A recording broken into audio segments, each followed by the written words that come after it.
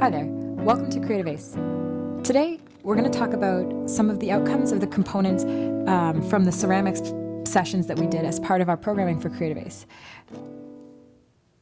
What we worked with primarily was cream stoneware and underglaze, and then after the bisque firing, they were clear dipped or painted with clear glaze, and then they were fired. So we thought that would yield the most success because it's the most similar to acrylic paint. So I'm going to start with an example that I did because this was something that I did kind of independently in my studio, but I thought would be a really interesting experiment for underglazes and Mishima Technique, which is the Japanese inlaying of underglaze or color into a recessed area. As you can see here, that was made by my script stamp.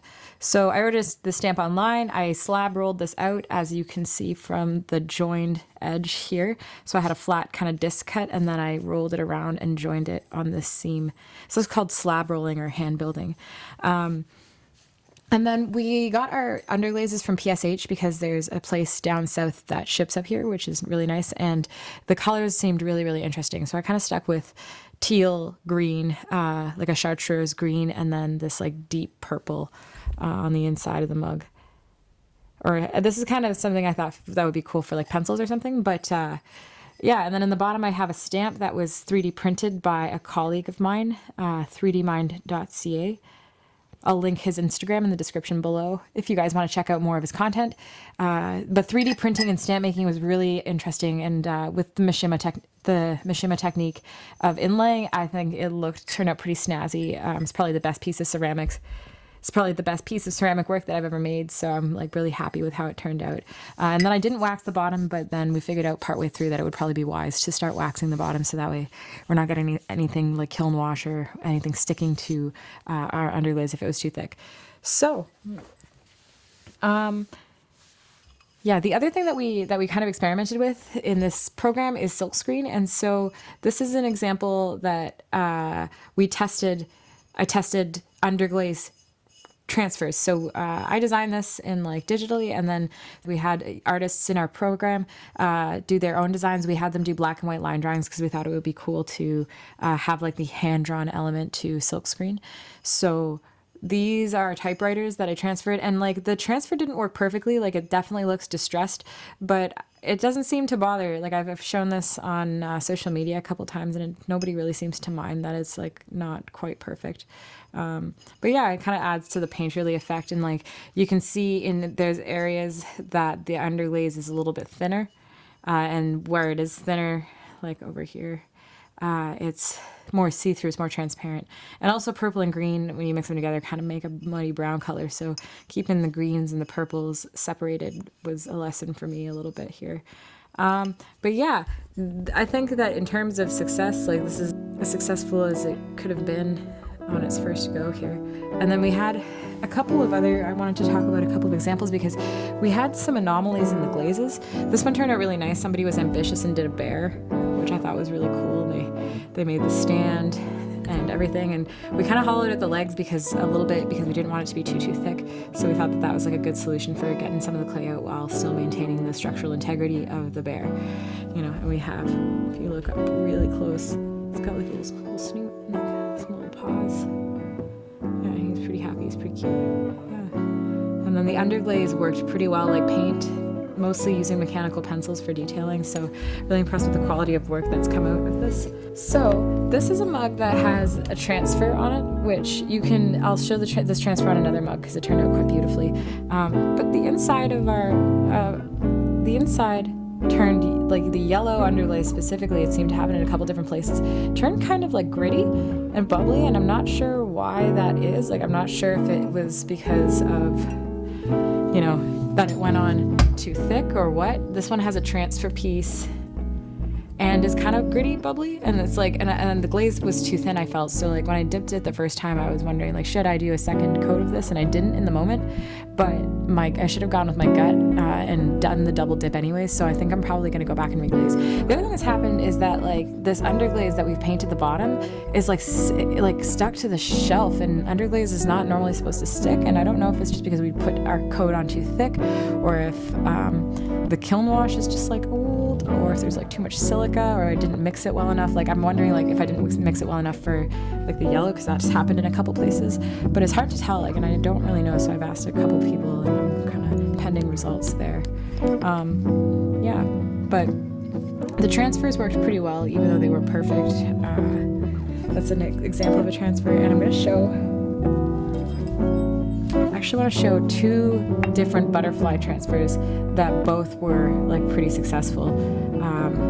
Yeah, so these were printed with underglaze, like this. They silk screen, so they hand drew the designs. Originally, how this started is everybody got a template that was like 3 inches by 9.42, which is 3 pi.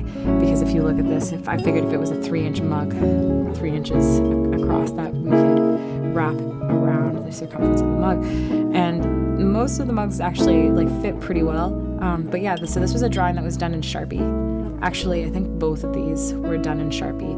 And again, the transfer didn't quite transfer perfectly. Like it's got that distressed look to it, and it makes me wonder if it like the dampness was like an issue kind of thing. Like if it would have been slightly less damp or more damp, that it would have transferred a little bit better. But I'm still really happy with like how it came out. And so like the students who painted these mugs also like did the designs, and then I helped do the transfer because I just didn't want it. Like I need to practice myself. Like I've only done a few of these, and I thought it was pretty ambitious to kind of see if we could make our own custom silkscreen underglaze transfers. But like in light of this success, like I think that like it's a doable thing if you have the tools. Yeah, so I'm really, really pleased with how these turned out.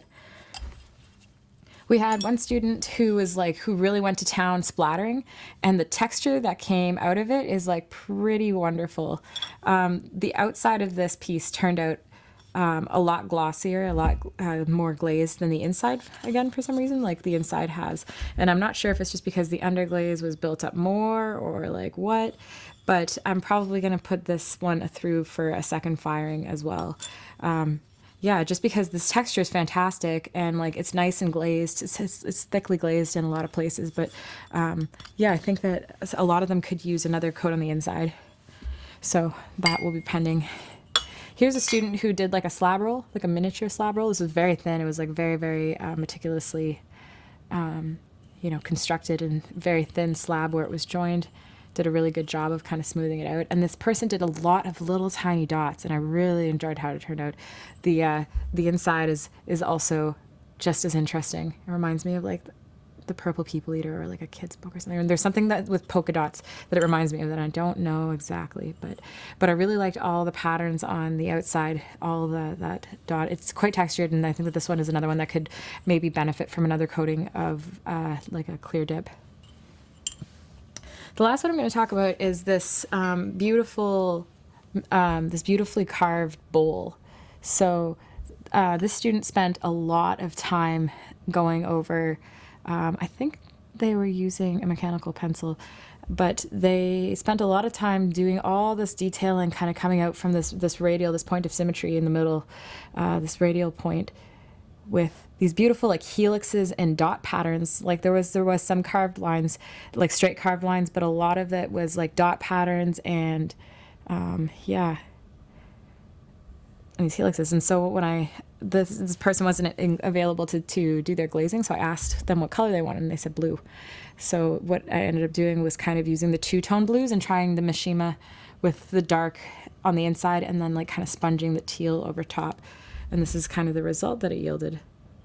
But this one I actually double dipped, so that's part of why I think that going back and doing another dip for these for those pieces would be beneficial, because I knew that this one was like really deeply carved, especially that center point there in the middle. So I made sure that I did a double dip on this one, and I'm thinking that would have been a wise decision for all of them. But anyway, so I had some weirdness with the underlays a little bit, and then a little bit weirdness with the clear dip. Just it makes me wonder if it's like the clear dip is for things that are like less heavily painted, or like what exactly it is. I'm not quite sure. But I did want to share a couple of the results because I think it turned out really fantastic. Like a lot of them turned out really fantastic. Save the ones that I need to go back and dip again. But I appreciate the patience of the artists to bear with me, because this is kind of my first go with bigger class type stuff and doing batches like this. So really excited to kind of revisit these and, with this new understanding of like underlays and how it's going to kind of turn out, specifically the PSH underlays, because I know that like different brands will have different colors and different outcomes kind of thing. So this worked out really, really well, I think, on the whole. Outside of that, I think that, I did want to share, one last thing I want to share is that we had a student who did a spoon, and this one turned out really, really nice. It was very nicely smoothed, and we ended up dip glazing it again. And everything turned out like really crisp and clearly. So I wanted to share this because it was one of those kind of unique objects. And as well, the same student ended up doing a turtle and did actually Mishima Technique on the inlay of the turtle shell, where they did teal instead of green, and then everything else for this turtle ended up very, very beautiful and green and like alive. So little legs to stand on. Anyway, so everything turned out really nicely, and I think that even actually this turtle is a good example of like what I mean when I'm talking about the glaze. Like, it's only kind of like half shiny. Like, it's not like it seems like the bisque absorbed more of the glaze than was expected. So I think that double dip would have been like really beneficial. And even some spots on this, like you can kind of see that it's more of like a satin texture as opposed to a gloss. And I think that like my expectation for the dip was that it was going to come out like entirely glossy. So I think on the next go, we're going to double dip everything to make sure that it gets that high gloss, that really vitrified glass coating. So coming up next is going to be a 360 of all of the pieces that came out of the kiln that day. So you'll see a little time lapse, the kiln being loaded, and then kind of each piece as it comes out the other side, like what it's going to look like. You can see even on this piece where only like one coat was done, it seems like where it was built up, there was kind of more darkness, more consistency in the color. This was a pretty cool test. This was a pretty cool, interesting kind of reveal for the kiln. Some of them did this little tiny underglaze transfer of the logo on the bottom. I think that a lot of the logos ended up coming out fairly well. Even the ones that were like distressed, you can still kind of tell what it is at least. But so thanks for watching. I hope you guys enjoyed this kind of reflection on like the outcomes of our ceramic session and our custom underglaze transfer process, because it was something that was for sure experimental, and it turned out like as successfully as it possibly could have on the first try.